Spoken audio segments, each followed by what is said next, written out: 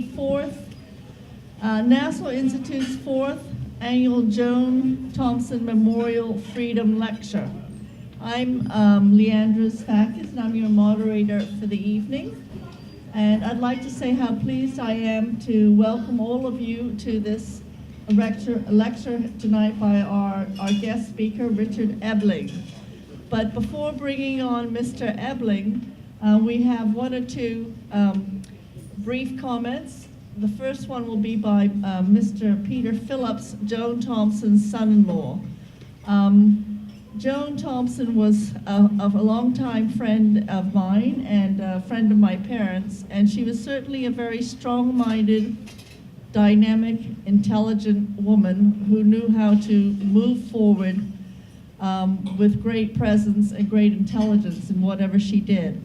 And she was a force to be reckoned with, and certainly an absolutely engaging character in many ways.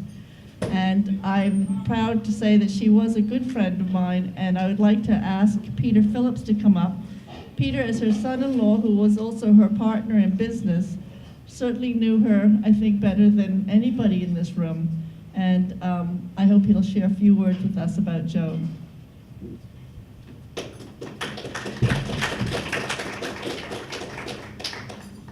Thank you, Leandra.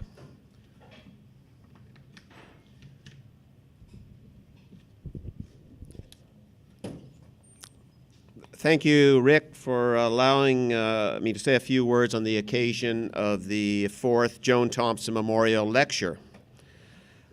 If I told Joan I was to speak about her, her reaction would be, "That's rubbish. Don't waste your time talking about me. You have a podium, you have an audience, talk about the Nassau Institute." But first, a few remarks about Joan and then a few comments about the Nassau Institute. Joan had two passions: love of family, her three daughters, Juliana, Christina, and Jennifer. And her second passion was the Nassau Institute. Joan was a student of the Austrian School of Economics. Those people she held in high esteem and were a source of inspiration was von Mises and Hayek. Additionally, Joan followed Milton Friedman, an American economist who in 1976 won the Nobel Prize in Economics for his research in monetary history and theory and stabilization policy. Friedman operated in the complex world of mathematics and statistics, but is also well known for his lighter quotes. Friedman said, "The most permanent thing I know is a temporary government program." He also said, if you put the federal government in charge of the Sahara Desert, in 5 years there'll be a shortage of sand.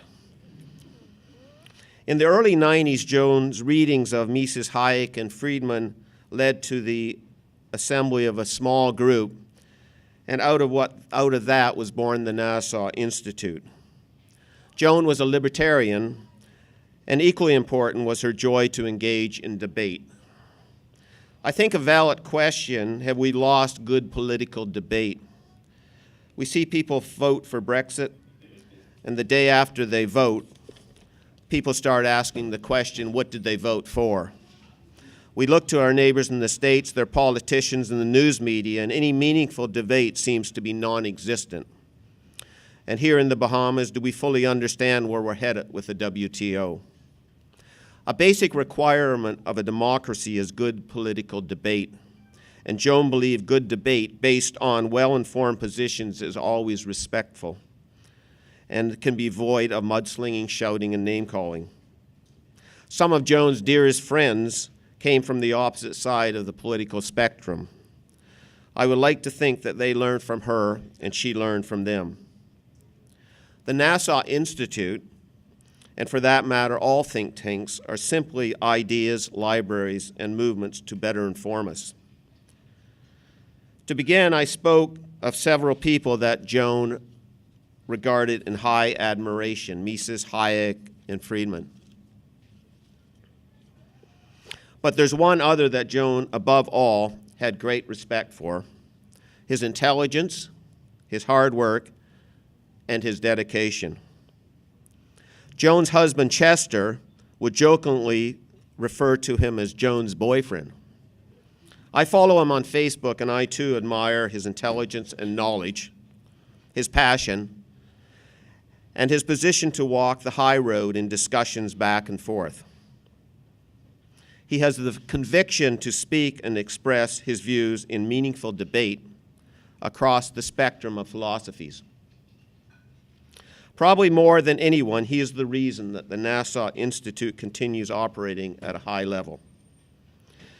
Joan and I would debate about the Nassau Institute and its stagnant growth and the lack of young people attending events, but what a lovely surprise to see a strong showing of just that tonight.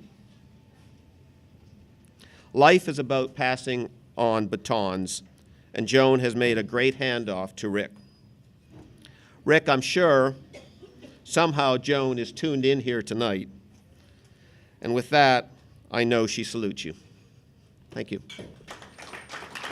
As I said, no one could speak about Joan better than Peter, perhaps followed closely by Rick Lowe. It's my pleasure now also to introduce Peter Young, who is going to give us a few words about the Nassau Institute's annual essay competition, which is carried out with the students in the Bahamas. Thank you very much, Leandra. Very briefly, I would just like to tell you about one of the initiatives of the Nassau Institute, which is now in its third year, and that is an essay competition which has been open to 16, 17-year-olds, 12th grade, that sort of thing, both to the public sector and to the private schools, the BAISS. We conceived this idea a few years ago because we thought it would be a very good way of trying to get our ideas, the ideas of the Nassau Institute, across to younger people. Not in any preaching way, nobody wants to do that, but just to open younger people's eyes to some of the realities of maybe another aspect of economics which they were not receiving, they were not learning about, possibly through their business studies courses. So we conceived this idea, and the first thing, of course, was to get the imprimatur, the approval of the Ministry of Education. Nobody would want me going around the schools trying to preach all this. They agreed, they thought it was a good idea, and so we started it 3 years ago. We go to the Anatole Rogers High School, which has got a lovely big gymnasium. This year we've just done it again. It's the 1st of February. We had 90, just under 90, I think the last count was 88 students participating. And what we do is to give them this wonderful book by Henry Hazlitt, the American economist, called Economics in One Lesson, which Rick and I bought on Amazon because it was a lot cheaper, the paperback, and it's got 24 chapters on every aspect, whether it's what are trade unions, what are prices all about, what do export markets mean, written in not a simple manner, but in a very readable manner.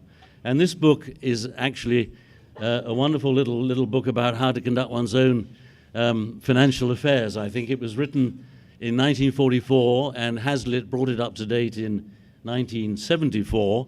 And he's a wonderful man. So Google him and see what he writes about. But anyway, what we do, there are 24 chapters in the paperback, and we choose 4, and we tell the students 6 weeks ahead, you're going to get the exam question basically based on these 4 chapters. We then devise a question, and there's nothing more satisfying than to go down to the Anatole Rogers School on Faith Avenue South and to see these 80 heads at their desks writing away. The prizes are good, I may say. The winner last year we sent on a seminar, to attend a seminar in Atlanta, Georgia, under the auspices of FEE, the Foundation for Economic Education. All expenses paid, and we give some cash prizes and trophies and everything. And there's nothing more satisfying for me personally at the prize giving to see the faces light up when the winners are announced. It really is, I think, incentivizing for the young people, and we also give them certificates, because it's very important, I think, to have recognition of what you've done, whether you've won or not. All our students get a certificate to put on the wall and prove to their parents that they took part in it. So finally, I need to say that, that we do this. I don't pay for it, Rick doesn't pay for it, the Templeton Religion Trust pays for it, the prizes, and we hope, we're very grateful to them, and we hope that they will continue to do so. So, third year just done. We very much hope to continue it next year and expand it to include even more of the youngsters. Thank you. Thank you very much, Peter. It's wonderful to hear that the work of the Institute goes on at the school level. That was something my mother was very interested in. She started the Foundation for Economic Freedom in the Bahamas, and it was at that group that Joan Thompson seized on these ideas and, as we say in the Bahamas, carried to the next level and founded the Nassau Institute. At this point, I'm going to invite DaCosta Bethel to the podium to introduce our speaker for the evening, Professor Richard Eberling. And we are very grateful for Richard to join us this evening. Thanks, DaCosta. Thank you, Leandra. The Bahamas, the best little country on earth. We've heard it a million times. You know, and it's become cliche status. But really, what does that entail? You know, certainly a population that has purpose, that has some happiness, that has some contentment. The problem in the Bahamas is that we are dominated by tourism, banking, and insurance. But our population has the regular diversity of natural skills and affinities. And if for any reason the natural affinity that you have does not gel with banking, tourism, or insurance, your life is going to be less than satisfying, because you are going to have to lend yourself into a vocation where persons who have the affinity in those particular areas are going to naturally excel, but you're going to have to satisfy yourself by applying yourself in those areas that are not your forte. So, I say that to say that the Bahamas needs a more vibrant economy that covers a wide range of vocations, that demands a wide range of skills. When we look at our neighbor to the northwest, we admire them. We look at the wide range of companies that exist. And the range of those companies. I was looking today at Facebook, and it has almost 2.5 billion members. There are only 7 billion people on the earth. And here is a startup company that has a high percentage of the population of this earth as members of its operation. There is a huge need in this country to encourage entrepreneurship. We've heard that year in, year out. And it seems as though just last year, through the Small Business Development Center, along with the University of the Bahamas, some real inroads are being made. And it's so vitally important if this country is to ever become the best little country on earth. And again, that cliche, there is so much rhetoric around it. And not many persons, individuals, organizations are actively or aggressively addressing the issue. And I'm really pleased to be a part of the Nassau Institute, because it addresses that issue. 2 years ago, this is the third year now, we've identified entrepreneurial companies that we then hold up and celebrate them. Because what's missing here is an environment that encourages and supports entrepreneurship development in the country. I'm pleased to say that it is changing, and I'm pleased that the Nassau Institute is a part of that change. Year before last, our first Entrepreneur Award went to Miss Elaine Pinder who started the Bamboo Shack franchise. Last year, there was Peter Bates of the Sign Man, Michael Simonet. Michael, can you stand for us, please? From Leisure Travel Tours. And Wendell Jones from Jones Communications. Is anyone from Jones Communications here? Or from Bamboo Shack? No. Okay, so I'm safe. This year, last year when we were trying to decide who would get the award, we interviewed those 3 companies and we found that each of them had strengths in various areas. And it was really difficult to pick a winner. Consequently, we thought that we would celebrate the 3 of them and hold them all up so that the Bahamian public could see that, yes, here are 3 individuals in different areas of activity that have been very successful and that deserve recognition. This year, we spoke with the Chamber of Commerce, and we looked at a broad range of companies that had diverse activities in different business areas, and one of them really stood out. They stood out for a number of reasons, one of them being they started with just $5,000 and grew into $1 million operation. Another being their contribution towards charitable activities. And so that company, I'm pleased to say, is the Bahamas Striping Group of Companies.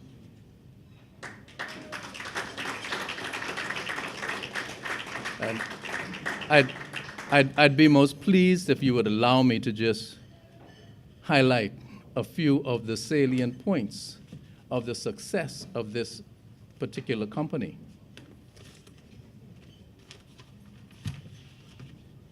I need my glasses, and I need more light. Bahamas Striping Group of Companies. Strong leadership, outstanding service, coupled with great people and innovative marketing are the hallmarks of Bahamas Striping Group of Companies.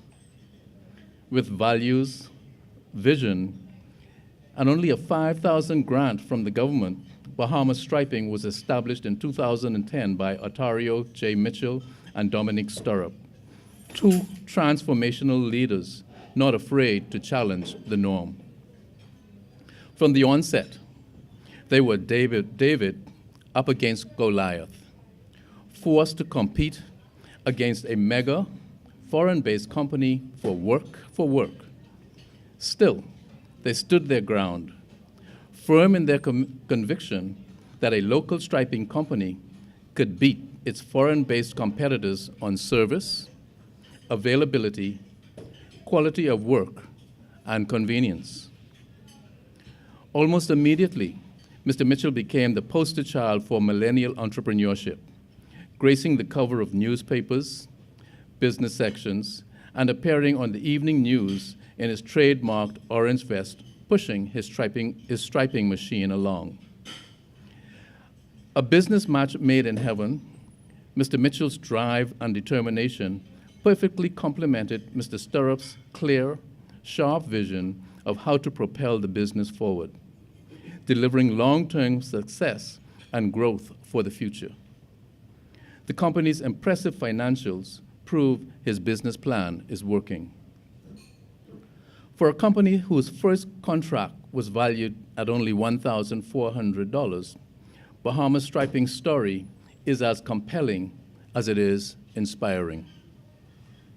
This fast-growing, multi-layered, multi-million-dollar enterprise called Bahamas Striping Group of Companies includes the business from which the company takes its name, Bahamas Striping, airport maintenance services, specializing in all aspects of aerodrome maintenance at world-class standards, Caribbean Pavement Solutions, a regional distributor for coal patch mix, Bahamas-themed photography, a company specialized in high-end digital imaging services, along with 2 property development and management companies, Abaco Caribbean and Attilio Holdings.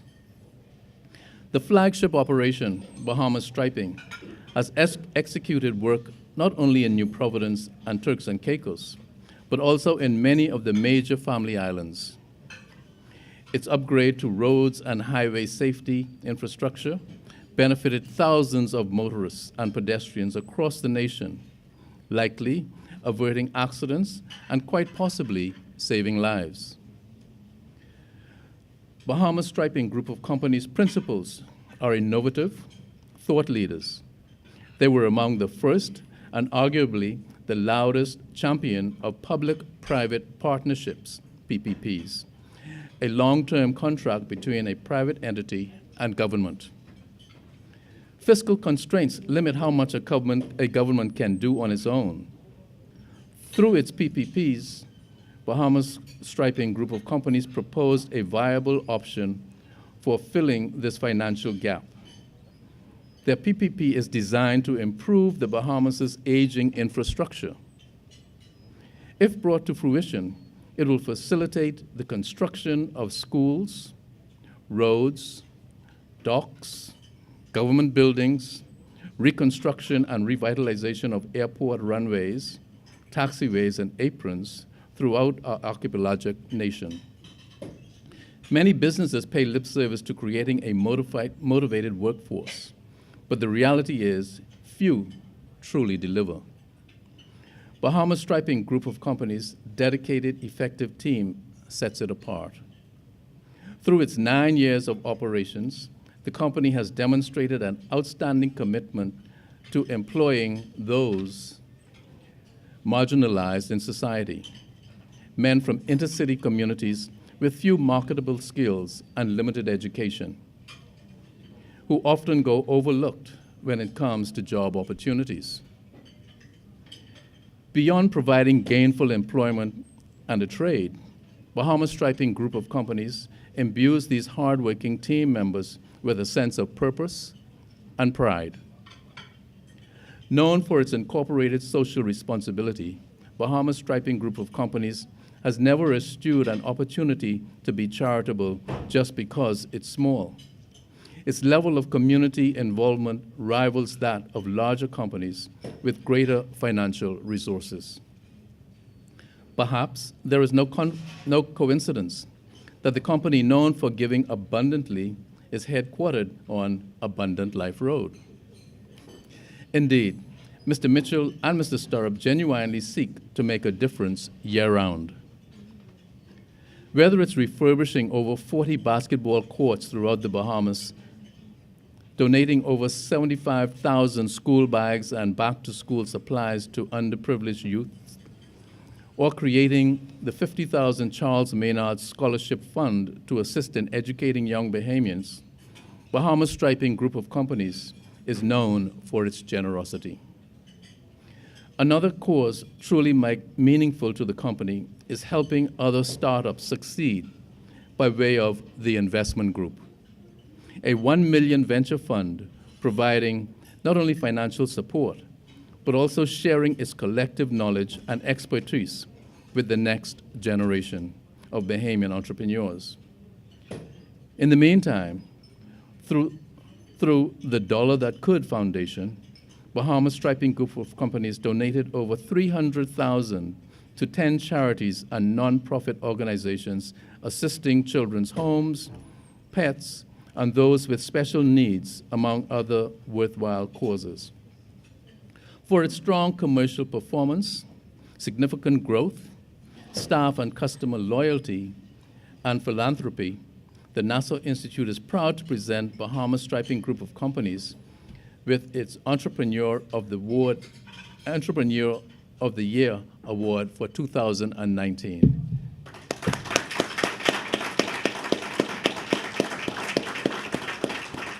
Can the principals please join me at the podium?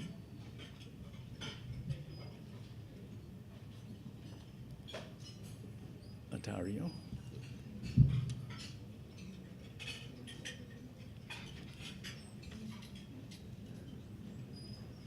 Where's the award? Ah, here we go.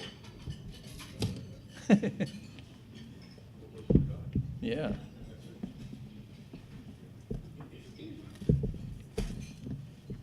Wow. This is one beautiful, heavy award. How do we go? I don't want to get it upside down.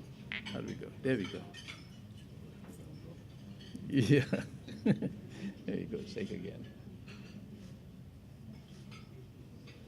Okay. You'll say a few words. Yeah. The company's founder, Atario Mitchell, will now say a few words.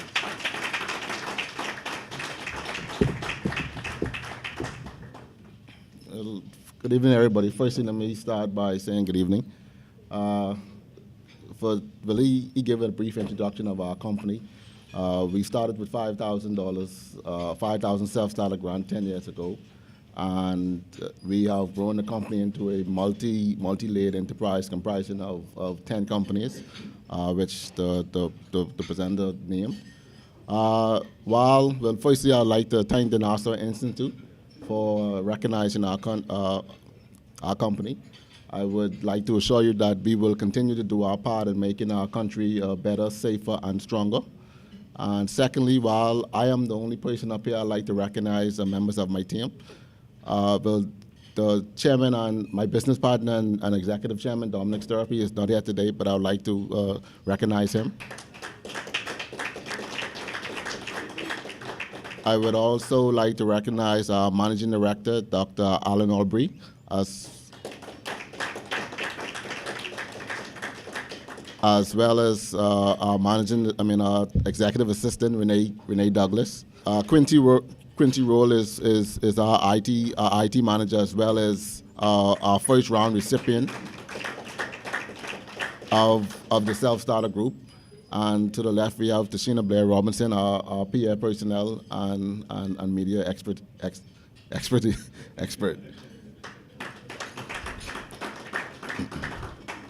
So once again, I'd like to thank the NASA Institute for recognizing our company and the work that we do. We are encouraged to keep pushing and making our country better. So thank you very much. Right. With no disrespect meant to Professor Eberling, I'm very glad that DaCosta introduced the Bahamas striping team.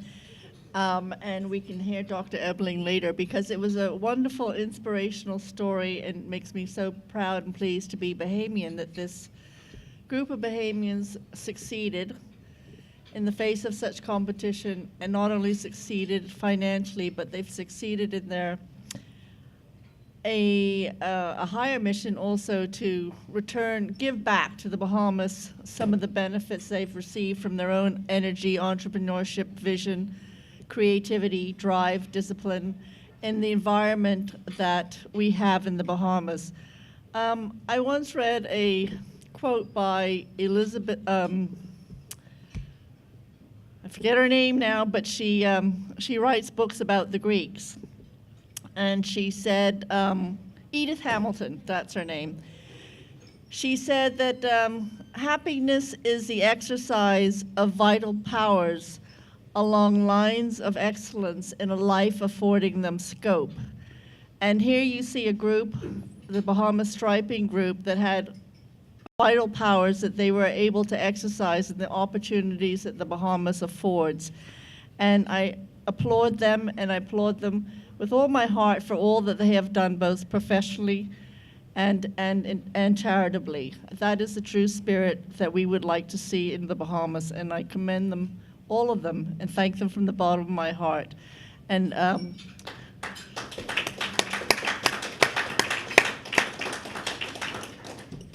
it's in a really free market world.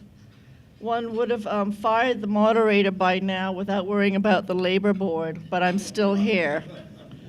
And now at this point, again, and with feeling, I would like to invite Julian Grant, a student at the University of the Bahamas, to come forward and introduce our guest speaker for the evening, Richard Eberling. Good evening, everyone. Economic globalization has successfully raised billions of people out of poverty by creating opportunities for employment, production, and trading worldwide. The key to this success has been relatively free markets that have unleashed incentives for work, savings, and investment through personal liberty and freedom of choice. But the current anti-globalization sentiment and government policies threaten to slow down and possibly reverse the trend towards growing prosperity for all of humanity. Tonight, we are pleased to have with us as our special guest speaker, Dr. Richard M. Eberling.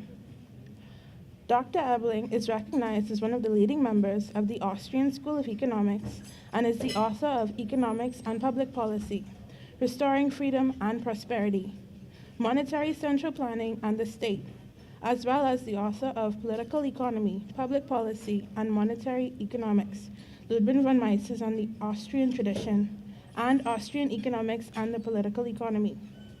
He is also the editor of the 3-volume Selected Writings of Ludwig von Mises, the co-editor of When We Are Free, an anthology of essays devoted to the moral, political, and economic principles of free society, and the co-author of the 5-volume In Defense of Capitalism. Dr. Eberling is currently the BBT's Distinguished Professor of Ethics and Free Enterprise Leadership at the Citadel. Among the courses he offers are Entrepreneurial Leadership and Capitalist Ethics, and Ethical Entrepreneurship and Profit Making. Prior to his appointment at the Citadel, Dr. Eberling was Professor of Economics at Northwood University in Midland, Michigan. He served as President of the Foundation for Economic Education and was the Ludwig von Mises Professor of Economics at Hillside College in Hillside, Michigan, and Assistant Professor of Economics at the University of Texas in Dallas. He lives with his wife, Anna, and their Royal Standard Poodle, Fritzy, in Mount Pleasant. Please join me in giving a very warm welcome to Dr. Eberling.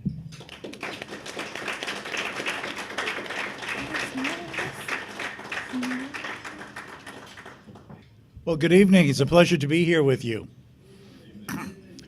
I've had the opportunity to visit the Bahamas a good number of times over what must be now over a decade due to the kind invitations of the NASA Institute and its director, Rick Lowe. And I'm especially honored and privileged to be able to give this talk.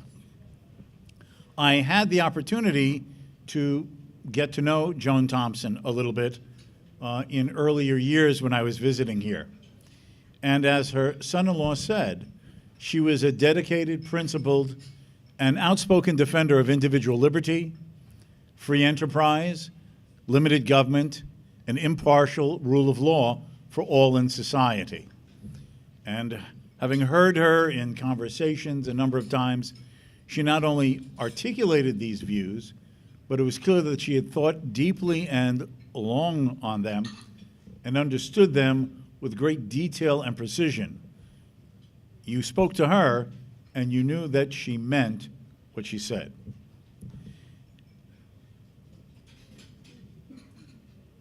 One of the things that she was deeply concerned about was the growing role of government in society. So let me sort of start off with the following. And that is, how many bureaucrats are there in the world? Well, that's an interesting question. The global population is estimated right now to be somewhere around 7.5 billion people. Now, out of that number, it is estimated that the global labor force is almost 3.5 billion, or a bit less than all of the people on the planet. While it varies greatly from country to country, based on available data, it is not unreasonable to estimate that there are as many as approximately 525 million bureaucrats in the world. That is approximately 15% of the global labor force and approximately 7% of the world population. Now, 525 million people is a lot. It is, in fact, equal to the entire population of the United States, Germany, France, and Spain combined. This is the number of government employees in some way responsible, supporting, or connected with setting, overseeing, and enforcing all the laws, legislations, regulations, and redistributive policies that determine the lives and opportunities and work conditions of the remaining 6.9 billion people on the planet. Now, approximately 75 years ago, the Austrian economist and Nobel laureate Friedrich A. Hayek published one of the most famous articles in economics in the 20th century, an article called The Use of Knowledge in Society, which appeared in the premier American economics journal, the American Economic Review. Now, the gist of his argument was that matching the social system of division of labor is an inescapable division of knowledge. Now, this knowledge encompasses many different and textured forms of knowledge that are distinctly and uniquely and only acquired and fully appreciated and known by each individual in his own corner of society. What you know is different in its very layered and textured ways from what I know, or the other people in this room, or all the people in the Bahamas, or all the people in North America, all the people in the Western Hemisphere, and in all the people in the world. Each of us in our own individual corners of society learn things, experience things, acquire skills, knowledge, appreciation of things that others in the entire world society cannot know, appreciate, or understand the way we each individually do, looking out at the world from our space. Hayek went on to ask if, in fact, all of the knowledge of the world is dispersed, decentralized, spread among all the minds of all the people in the world, how might we somehow find a way to access and use it so all in society can benefit from what some know that the rest of us do not? Now, Hayek's answer to this was the institutions of free market competition and the price system that is freely formed by the interactions of supply and demand. Through the now global price system, these 7.5 billion people are able to convey as buyers and sellers, consumers and producers, savers and investors, what it is they might be interested in demanding and what they might be interested and able and willing to supply. And it does this, Hayek argued, with a minimum amount of information needed for the multitude of market participants to adapt, adjust, and coordinate to for the fulfillment of all of these interacting supplies and demands. It has almost become a cliche in the United States that if you go into any store and turn over the ticket or the label, what will it say? Made in China.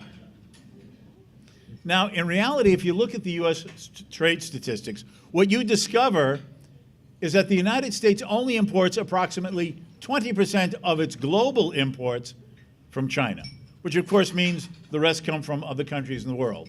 Indeed, if you combine the imports from Canada with the imports from Mexico into the United States, they overshadow everything purchased from China. It's practically 30% of U.S. imports. And by the way, since I was going to be speaking here and I was interested in seeming to be locally relevant, I also found out that, in fact, only 1% of the Bahamas' international trade is with China. And while not surprisingly, close to 85% of all of your trade is done with what country? The United States. Now, an interesting and an essential question that could be asked in reference to America's trade with a country like China, is how can those working in the export industries of China, 10,000 miles away from the west coast of the U.S., how can those working in the export industries in China know what it is that consumers and manufacturers in America would be interested in buying and willing to pay for? And equally, how can all those in the export industries in the United States know what it is that consumers and producers in China might be willing and interested in buying from those in the U.S.? It is neither possible nor necessary for the multitudes of billions of people separated from each other by both time and space to directly communicate with each other for the mutually beneficial, interdependent, and continuous coordination of all they do in this global world economy. Humankind speaks to each other through the prices of the global marketplace. What this means and requires is that everyone participating in this international marketplace should also have a wide latitude and liberty to use their personal knowledge, which they possess and many others do not and know nothing about. If each of us is to be able to take advantage of what our fellow human beings know that we know nothing about, so that we can simultaneously gain from them as they use their knowledge to improve their own circumstances. Now, it is an old adage that two heads are better than one. You're more likely to solve a problem or get something done if two people come together and, using their thinking caps, figure out what and how to do. Now, if that is a general truth in that old adage, then wouldn't the knowledge in 7.5 billion heads be better than what is known in the minds of one person, or even in that of 525 billion bureaucratic heads in the world? Indeed, what if the world was limited to and had to be confined within what only 7% of the population of the world knew and could direct things to be done? That is the problem when government attempts to regulate, control, restrict, direct, prohibit, or command. Because what government means is the people in the government. And do we want 7% of the world's population, those in government, and in some way responsible and guiding governmental policies, to determine what the other remaining of that 7.5 billion are able and are capable and are allowed to do? And that gets to another aspect. Another distinct contribution that Friedrich Hayek made was to highlight what he called competition as a discovery procedure. If we already knew the outcome of some competitive activity, what would be the point of holding the competition? It is precisely because we cannot be certain of the outcome before the competition is held that we see the challenge and benefit of interpersonal rivalry. It is all very easy after the fact to say that some outcome is obvious and inevitable. But in reality, it is only in and through the competitive process that individuals are incentivized and stimulated to imagine, create, try, achieve various goals and ends, the full details and significance of which could not have been known ahead of time. History is the story of discoveries of many things not even thought of or considered as possible until an idea entered someone's head and they had both the motive and the opportunity to try to take advantage of it. Indeed, in the context of what some of the things said earlier, that is the essence of entrepreneurship. An entrepreneur comes from the French. The word comes from the French.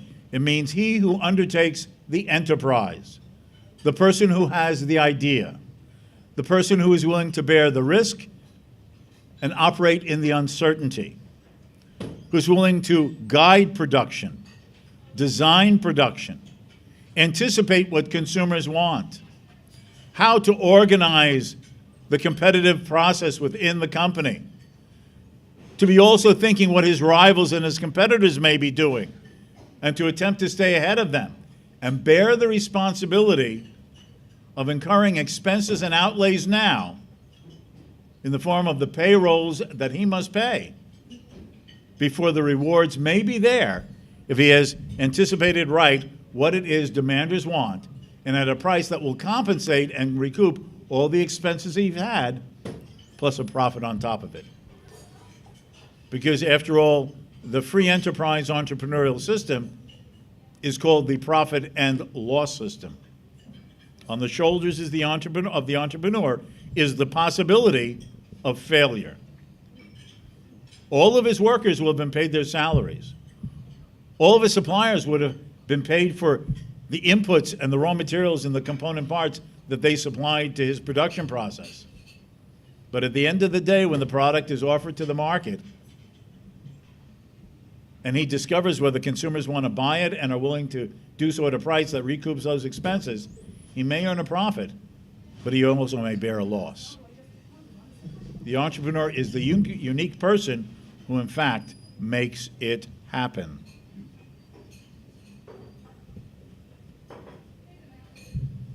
Now, in the context of the idea of a division of knowledge and competition as a discovery procedure, and the market as the arena in which people come together to take advantage of what each other know, it's important to understand the importance and the role of human liberty. Now, human liberty is an end in itself. Which one of us does not want to control and direct their own life according to their own purpose, their dreams, their desires, and not be compelled to be the tool in the goals and purposes of another without their consent? I try to usually hammer this away to my students in my classes by asking them, which one of you woke up today and now at the end of the day looked back and said, damn it, I was so looking forward before the end of the day of someone killing me and I'm still alive. How depressing. Or, gee, it's the end of the day and I was looking forward to someone robbing me and I still have all my possessions. Or, you know, I've ended the day and then I've had another disappointment. No one came up, hit me over the head, bound my arms, and said, now you're my slave, you're only going to do what I want. Damn it, I'm still a free man at the end of the day. The fact is, each one of us, intuitively, inherently as a human being, wishes to be free, to be able to serve and be guided by our own ends, to shape our own destinies, find our own avenues to happiness, fulfillment, and meaning for our lives, and to be at liberty to do so through our own actions and to all freely entered into associations of mutual agreement with equally other free human beings. But having said that freedom is an end in itself that we all intuitively want and desire. It is also the fact that liberty is the great means to many of our ends. The freedom of others is a social good, because by each having the liberty to decide and act on their own and on their own knowledge means that the rest of us can be the beneficiaries of what they know and can do that we do not know and cannot do better ourselves. This, in fact, is the economic basis for individual liberty and freedom of trade as a social purpose and policy. For 200 years now, greater freedom of trade has improved the quality and standard of living of the great mass of humanity. It has raised hundreds of millions of people out of poverty. It has widened the opportunities of personal betterment and has brought the world closer together for mutual improvement, not just in terms of globally traded goods and services, but also in terms of culture, science, and societal understanding. Now, this has not happened evenly or on an uninterrupted path.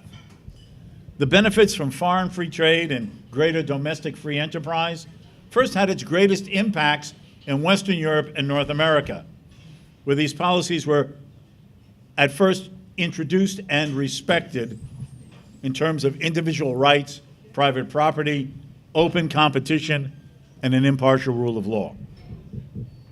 But through the 19th century and into the 20th century, its practice and benefits positively affected more and more people in other areas of Europe and then in other parts of the world. Now, there were setbacks over the last 200 years, and particularly over the last 100. There were 2 world wars and a Great Depression, during which trade was restricted, borders were closed, and there was an attempted return to greater national self-sufficiency, which had negative impacts on everyone. But in the wake of the Second World War, governments moved back in the direction of freer international trade, both as a publicly stated goal and as an imperfect practice in many ways. But nevertheless, the last 75 years, since the end of the Second World War in 1945, has been slowly but surely seen reduced trade barriers, fewer limits on global business and investment, and even freer movement of people, especially if all the contradictions and ups and downs of government policies are looked at through the wider panoramic perspective of the last 7.5 decades. Now, there was a fundamental difference between the era of generally free trade and free enterprise before the beginning of the First World War in 1914 and the freer period after the Second World War in 1945. The difference is that before 1914, during what's called the epoch of classical liberalism,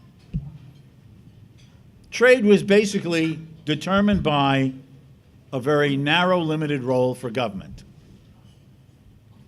A British historian once said that before the First World War, an Englishman could go practically his entire life and never come in contact with the government other than running into the constable walking his beat on the streets of some town or city in England, or the occasional inconvenience of being called for jury duty. Now, no doubt this was said by him with a notable degree of exaggeration, but it did capture the spirit and sense of an earlier time when government was there to protect people's individual rights and their free and peaceful actions, and not to restrict or violate them. In the post-World War II era, the degree and extent of freedom of trade has been far more greatly and directly in the hands and under the control of governments through international organizations and through various bilateral and multilateral agreements among groups of countries. Trade rules moved in a freer direction. But this was based upon what governments decided in their international negotiations with each other and in the setting of pressures and influences of domestic special interest groups fearful of international competition and wishing to have more monopolized access and control over their domestic markets. But it is nonetheless the case that the world has been freer and more prosperous due to that degree and to that extent of agreed upon and permitted freedom of trade, investment, and human movement that governments have allowed around the world. The problem is that governments and pressure groups in various countries around the globe have increasingly been turning against the spirit and policies of free trade and worldwide openness. It's sometimes called anti-globalization.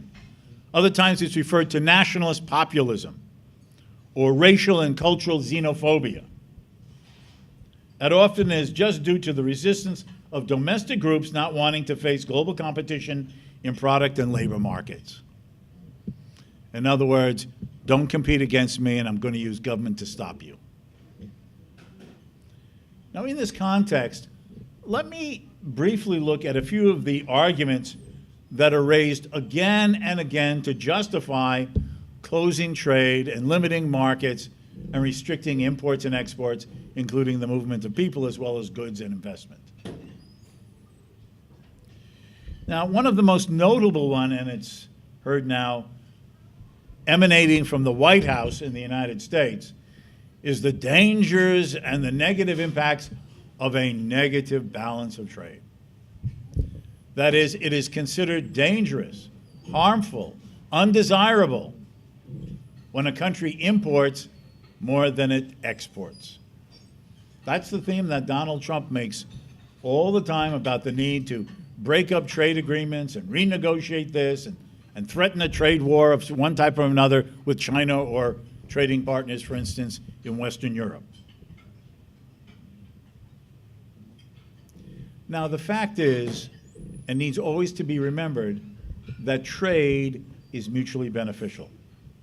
The purpose of trade is to obtain from trading partners what you cannot supply yourself, or cannot supply as well in terms of quality, or cannot produce at an equivalent lower cost as your potential trading partners.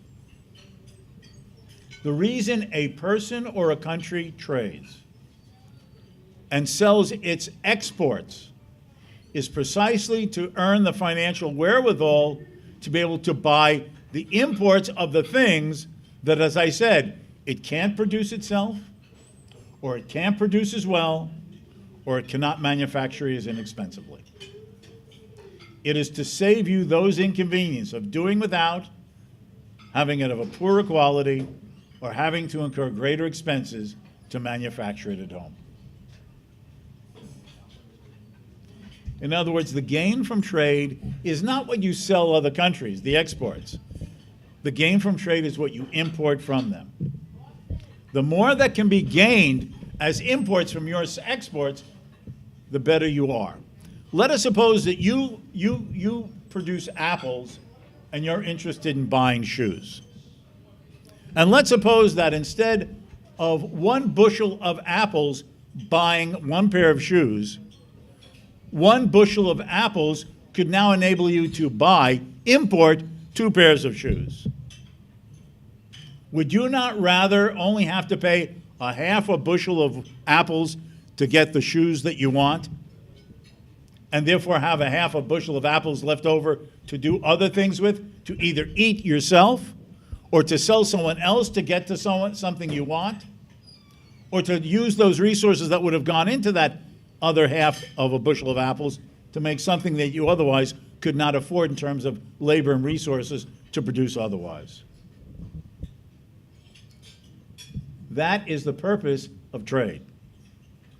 Now, usually at this point also, it is said, but wait a minute. If we're buying more from them than we're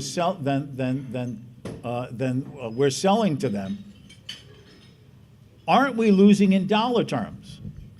And that's a fallacy too. Let me ask you this.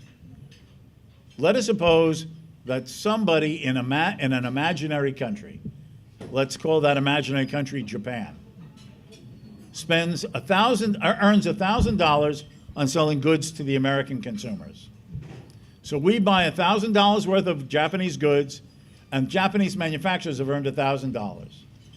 Now suppose that out of that $1,000, the Japanese then spend $800 on American goods and services. That is what people like President Trump say, you see, we buy 1,000 of theirs, they only buy 800 of ours, we're somehow losing. But what else can a Japanese manufacturer do with the dollars? Unless he likes the green pieces of paper with the funny American presidents' faces on them to put up his wallpaper. The fact is, there's only a handful of other things to do. One is to directly invest in the U.S. economy. Let's suppose he takes $100 of that remaining $200 not spent on buying American goods on directly investing in the U.S. economy. What does that mean? Well, I live in South Carolina, okay? There's a Volvo factory. There's a BMW factory. There are other international companies that have invested in the state of South Carolina, buying or leasing land, hiring an American construction company to build a plant, a factory, has paid American tool companies to produce and house the machinery with which they're planning to do their manufacturing. And most of the people they hire are Americans at agreed upon wages. $100 comes back into the U.S. economy on top of the $800 worth of American goods they purchased. But that still leaves $100. What else could they do? They could do something like you and I do. We don't always spend everything we've earned. We might put part of what we earned and set it aside as savings and put it into a bank for a rainy day or for a planned future purchase or activities such as retirement or buying a house or putting our kids through school and earning interest income in the process. So let us suppose that these Japanese, out of the remaining $100 out of the $1,000 they've earned, decide to put $75 in an American financial institution because they find it more attractive and safer than investing that money in some other bank. Well, first of all, that increases the savings pool in the U.S. economy. Other things held given, that means the cost of borrowing is going to be less for American borrowers and investors. And therefore, putting $75 of their earnings into the American banking system means that they're helping to facilitate and financially make possible future growth of the American economy. Now, that still leaves 800, 100, 75. What about the 25? Well, let's suppose they can't think of anything else they'd like to do. Well, then what they might do is they might say, I'm going to take this $25 and offer to sell it in the foreign exchange market because I want to buy something from France or Germany. But in France or Germany, you use the euro today, not the US dollar.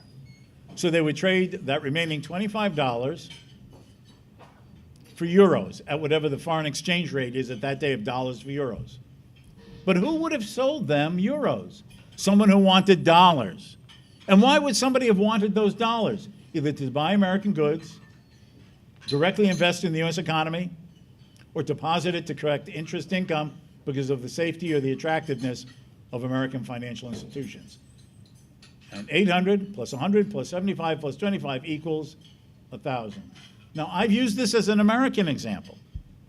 But the same applies to whether, if I were to talk about, well, let's about imports and exports into Great Britain, or France, or Italy, or Norway, or the Bahamas. The same logic would apply. At the end of the day, the balance of payments balances. This is an illusion. It's the failure to look at the entire balance sheet of all the debits and credits, all the inflows and outflows. And at the end of the day, guess what is supposed to balance at the bottom of the balance sheet if you've carefully and correctly added everything that's supposed to be there? They balance. So this idea of a negative balance of trade and it harming the country, and they buy more from us than we buy from, they sell us more than we sell to them.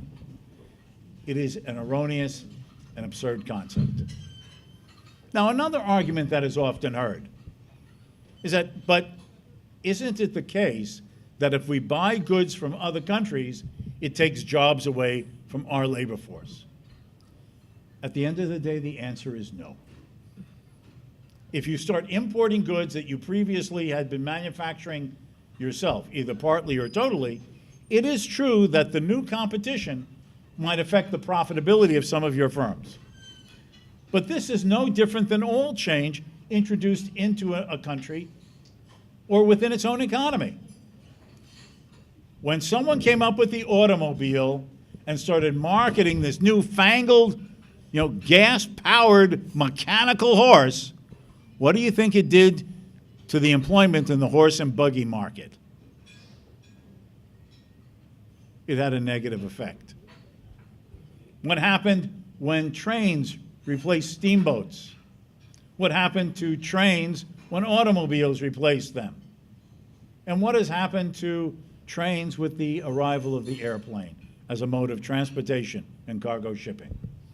All change introduces the need to adapt and adjust. And in the process, some enterprises, some employments will shift. Again, as I explain it to my students sometimes when this comes up in a discussion, imagine that the people of the United States had voted in the year 1819, 200 years ago, and said, we're tired of change. We're tired of disruptions. I don't want to change my job. I don't want to see my business threatened by competition. I want legislation that nothing changes. The economy stays the way it is. Well, if that had been done, what would the American economy look like today? Exactly as it looked in 1819. We, not just the people in the United States, but the people in Europe, the people in Asia, the people in Africa, the people in Latin America, the people here in the Bahamas, we are all the lucky beneficiaries in terms of the qualities and the standards and the varieties of the goods that give us the standard of livings that we take for granted. We are all the lucky beneficiaries of generations of people who have adapted and changed to new innovations, new patterns of supply, new opportunities of demand, both within economies and across the borders of nations. But let's think about this more particularly, if we may, for a minute. It is true that if we start buying something from another country, because that country can make it better and or less expensively, your own domestic consumers may choose to buy more of it. And that will have an initial negative effect on the profits and the employment in the domestic version of that industry. But does that mean that jobs are lost permanently? No.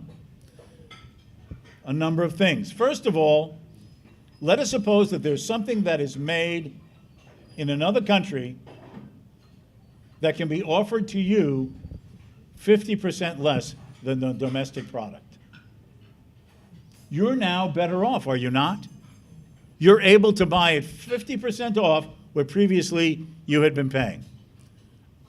Not only do you have that product, but you now have more money in your pocket left over. Half of what you usually paid for the domestic version of the product. Now, under the commonsensical presumption that if you have money in your pocket, you're never going to fail to think of things to spend it on. And if not you, your wife. Oh, I've been so politically incorrect. So politically incorrect. Luckily, I'm out of the United States. I can get away with it, I guess. Anyway.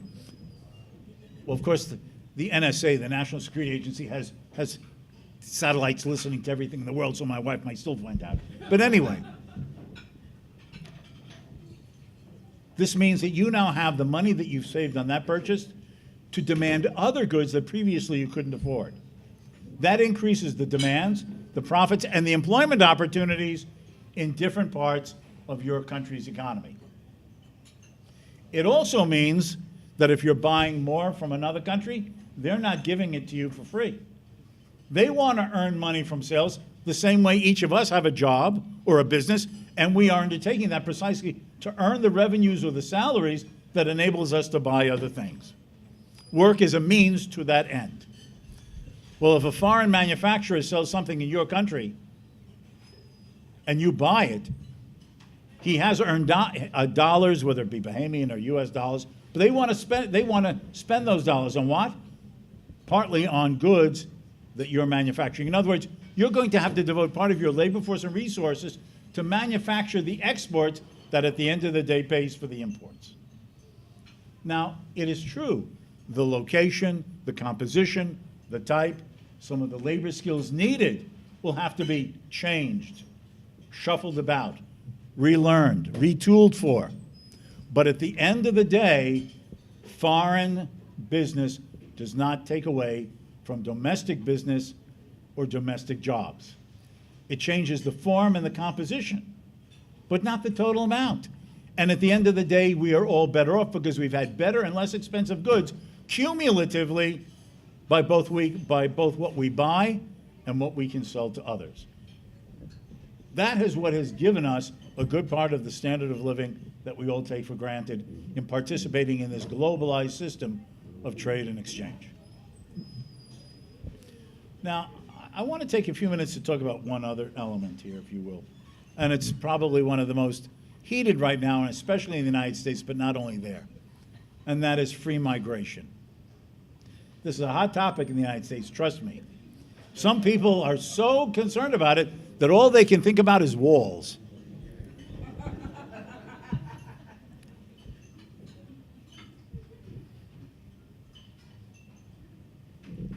the history of the world is a history of mass migrations.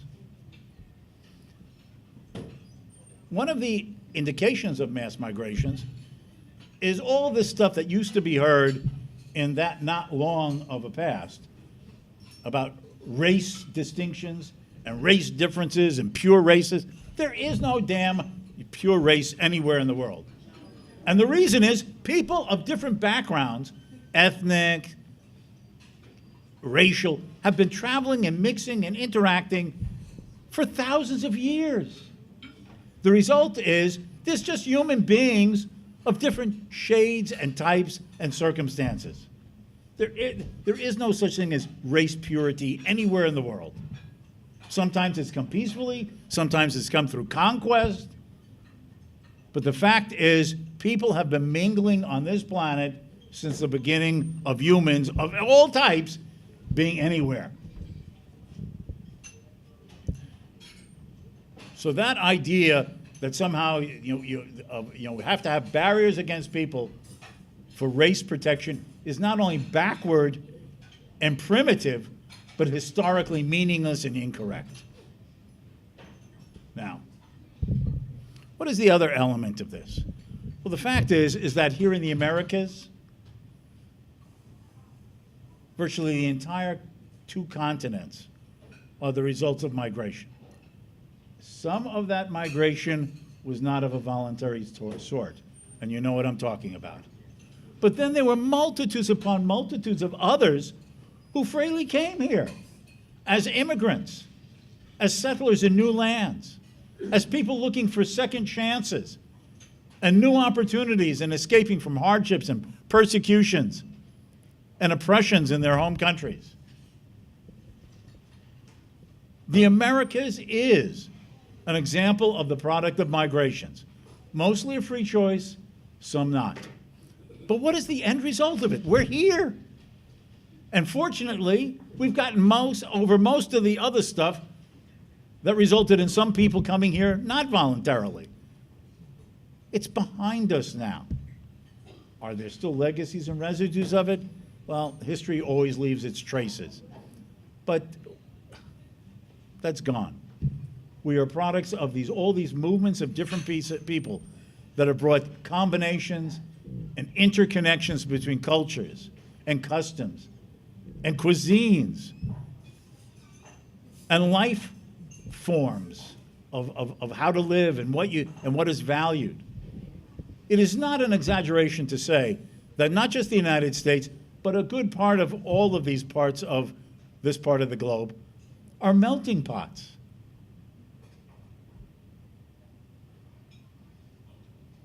And let me suggest that at the end of the day, in spite of the fact that some of this mass migration was not of a voluntary sort, at the end of the day, all of us now with that behind us are better off because we are the representatives of what it's like to live in multicultural, multiracial, multi-traditional societies, each of whom blends and interacts and participates and benefits from what everyone else can do. And attitudes are changing, and for the better. There are crazy people, but there'll always be crazy people. There were stupid people 1,000 years ago. There are stupid people today. And if a meteor doesn't hit the planet and kill all of us, there'll be stupid people 1,000 years from now. But I think, without too much exaggeration, if you compare how many stupid people there were on race issues 50 years ago or 100 years ago, even if there are problems, it ain't like what they had then. Now, maybe consider me a person who likes to think the glass is half full, but I consider half full is better than being empty.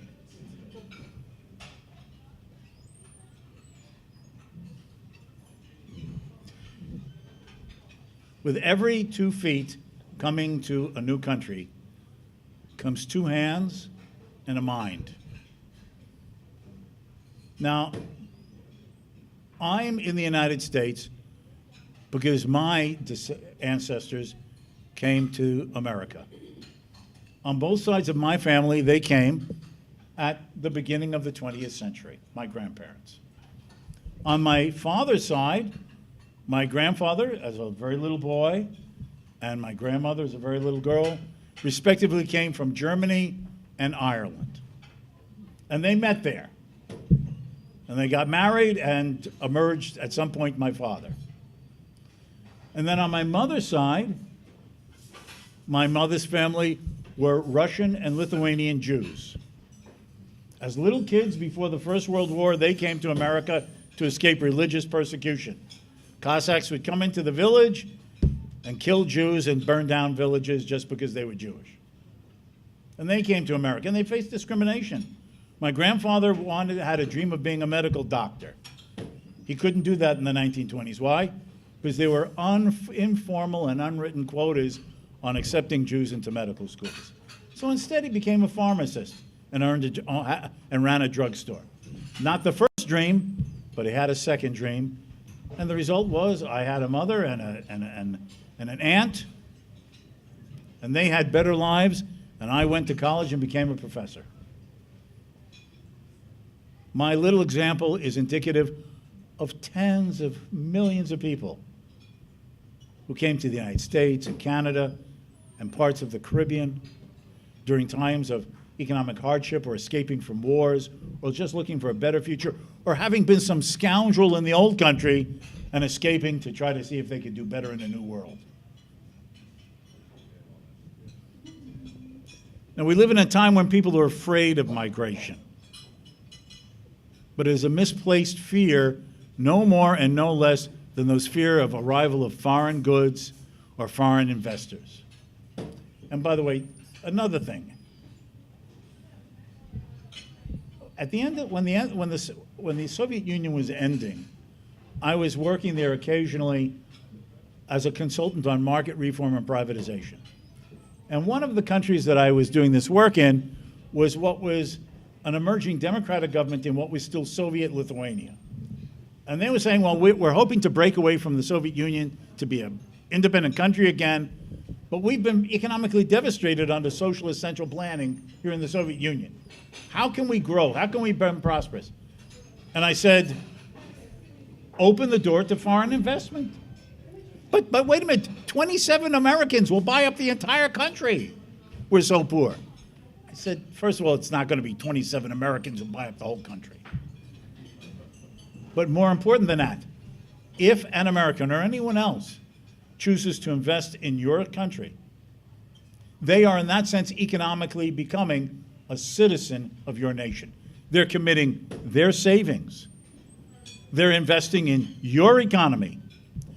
They're hiring your citizens' workers. They're tying their economic future and success to your country's future and success. And at the same time as they hire some of your people, and through that learn skills and talents and abilities and managerial capacities as well, they're giving those people of your own nation the opportunity to eventually be able to have the financial wherewithal and the human capital to start off on and form their own businesses, and maybe even at the end of the day compete with the foreign investor who gave them their own start. Investment, too, makes us common citizens of the world for all of our mutual benefits. At the end of the day, we must understand why freedom is important. As I said, not just as an end in itself, though that is profoundly important to each and every one of us, but as a means to an end to allow each of us to find our niche in the division of labor, to use our knowledge as we discover and experience and know it in ways that no one else can, to be free to apply what we can do as worker, enterpriser, businessman, entrepreneur, guided by those prices of the marketplace in free and open competition as the means to improve our own circumstances, as what we can do enables others to be better off in the mutual gains from trade. I'll end just one thing in understanding these patterns of trade. 200 years ago in 1820, the world population is estimated by demographers to have been 1 billion people. And out of that 1 billion people in 1820, again, the demographers, the economic historians, as best as you can make an informed judgment, estimate that somewhere around 90% of those people lived in abject poverty, globally, everywhere. Fast forward to 2019. The world population, as I said, is 7.5 billion people, 7 times larger. And demographers and economic historians, international organizations like the World Health Organization, the United Nations, and so on, they estimate that out of that 7.5 billion people, only 1 billion now live in poverty. In other words, only 10% of the world's population still live in poverty, out of a population that has grown more than 7-fold since when 90% of the population lived in poverty. It is not an exaggeration to suggest that if we keep borders open, trade flowing, investment going on, and allowing people to move about as they find beneficial and useful and desirable, by the end of this century, which is not that long away, we're already 1/5 of it through so far, that by the end of this century, something could be a fact that has only been a dream of all of mankind's history. And what is that? The end to human poverty.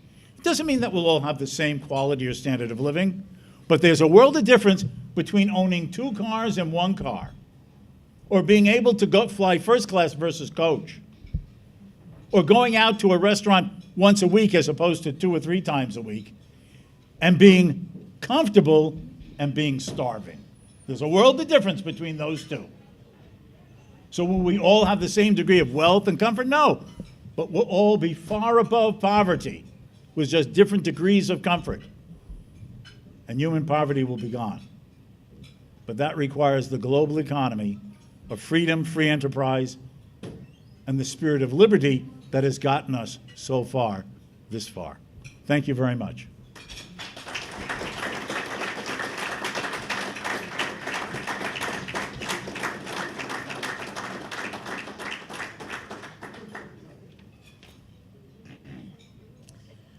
Thank you, Professor Eberling. I noticed that Professor Eberling's talk brought up on many occasions the word freedom. And as you know, I'm descendant from the Greeks. And the Greek national anthem officially has about 108 verses. And about 52 of those verses refer to the word freedom. So it may be a clue here that freedom is a very important aspect of our society. And the reason why the Greeks would have emphasized the word freedom is because they lived for about 400 years under the Ottoman Turks. The Ottoman Turks and the Orthodox Christians were not particularly a compatible group, but they lived, as it were, I wouldn't say cheek by jowl, but oppressor and oppressed for some 400 years. My grandparents were born in the island of Crete, Greece, when the Ottomans still ruled that island. And the Christians of the time were not allowed to proceed in education beyond grade 3. So they learned to read, write, and do basic arithmetic. And with that education, the reason I'm standing here is because my grandfather, there was if you read the Cretan history, they're very rebellious people, difficult to subdue, and there were periodic resurrections against the Turks. And about every 20, 25 years, so they would the Turks would then slaughter the young men who were involved in the resurrection. And then another 25 years, when they had more young men, there would be another insurrection, and this went on for, a century or so. And anyway, my grandfather's brother, in 1898, there was an insurrection, and the Turks would do like Humphrey Bogart's friend in Casablanca said, they would round up the usual suspects and then just massacre them. So my grandfather's brother, who was 15 at the time, decided he didn't want to be part of the massacre.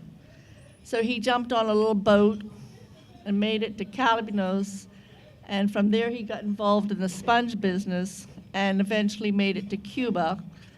And then he sent for my grandfather, and then my grandfather and my grandmother came from Crete and started business in the Bahamas with their grade 3 education.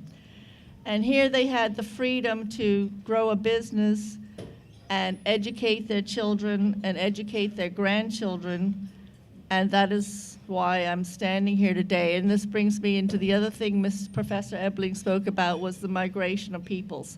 People will always migrate to where they feel they have an opportunity, where they have a chance to exercise their talents, where they have a future for themselves and their grandchildren, and that is a very basic human instinct.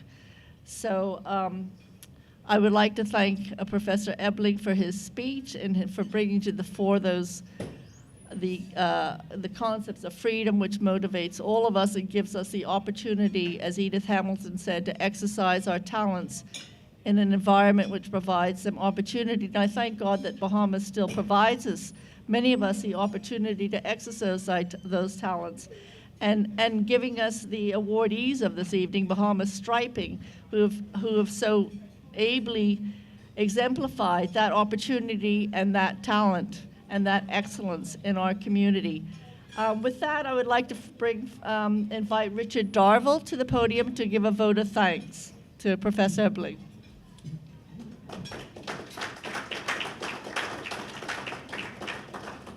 Well, good evening, everyone. Oh, good response. So, firstly, I had a list of things that I was going to say thanks for, and Mrs. Zifakis took off 3 of those, so I can just cross those off. But let me still yet ask Dr. Eberling, Professor Eberling, to come on up, if you may. And can someone grab the camera from the unofficial camera person? Because I'd also like you to join us, Rick, as we do this presentation. I think it's important that you're here as well.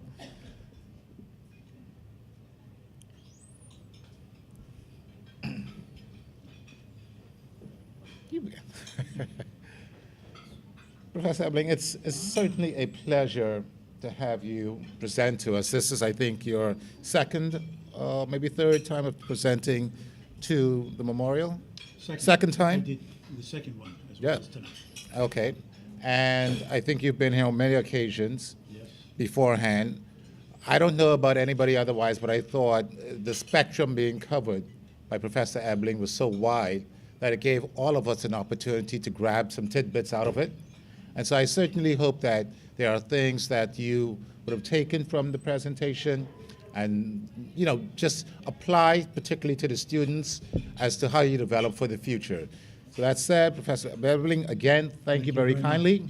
Oh, the other Richard has the camera. The 3 Richards are here. The 4th is behind the camera. But again, thank you very much. Thank you. All right. While I am on my feet, I will go through the rest of the thank yous. I will start with our moderator, Leandra Fakus. Thank you very kindly for moving us along. The free market didn't allow us to, in fact, vote you from not doing that. So thank you. Peter Phillips, for your reflections on Joan Young. I think it's very important for the persons in the room. This pamphlet has but yet a brief history of the person who was the champion behind the NASA Institute, one of the persons. So please take it away at your leisure. Please read it, digest it, get to know what I think is an iconic figure in our society past. You need to know persons like this. And this is one of the things that really pulls me towards the Institute, having the history of persons who have come before and made such an impact on what we see here today. Peter Young, he came and he gave a presentation about the essay competition.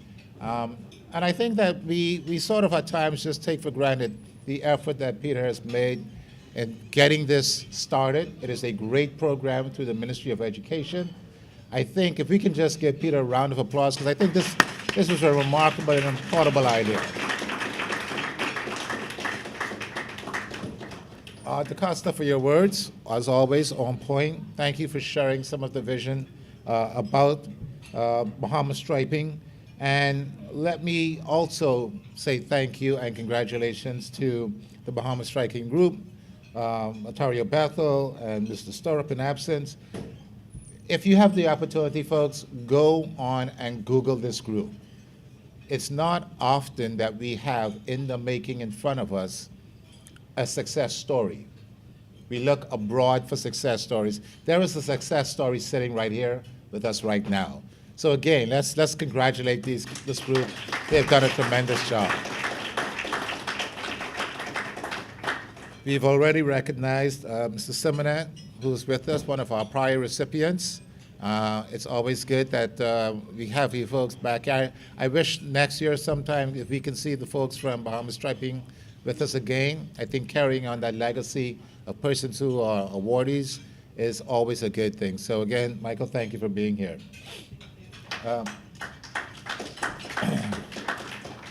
Gillian Grant on the introduction. I think last year I had to do the introduction for Professor Eberling. It is truly a book of all of the accomplishments. So thank you very kindly for being able to get us through that. Let me also say to UB and Choices, thank you for hosting. I am not certain if this is anybody's first opportunity of coming into Choices, but I certainly think that the food, the service being provided by all of the servers, chefs, we have Chef Sterling Thompson and Chef Mary Adley. Thank you very much for all that you have paid for this. Please support the university, I mean, I'm not saying not to support the other institutions that are called hotels, but if we do this, this helps to grow and help develop our persons, our young persons. So by all means, if you're able to come back here, please do so. Let me move on to some of the more salient things. I always like the fact that the students of the university are invited, and now that the university is host, let me say to the students who are here, thank you. You guys are going to build the building blocks of our future. We want you to be open and free-minded, and these are the exposures that we would like you to take advantage of, because these were not available to persons 20, 30, 40, 50 years ago. So thank you for being in attendance.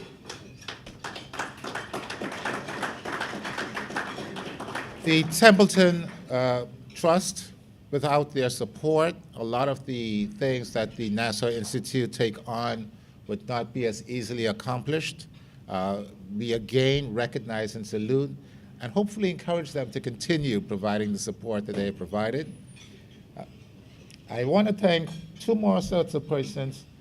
One is a bit self-serving. I'd like to thank members of the Nassau Institute who have brought this as a brainchild. There are persons who work behind the scene to do so many things. I'm not looking at anybody in particular, but there are a lot of Richards who are involved. And so, again, I just want to pay respects to this institute for all that they are doing. Last but not least, let me thank you as our guest for coming out. It is good to see that the room is as populated. Hopefully, next year this time, we will be growing. Maybe they have to add tables in here. That's a plug to be back here, by the way. I'd like to thank you and say, finally, may you all have safe travels at home, and hopefully we will see you all again next year. Good evening.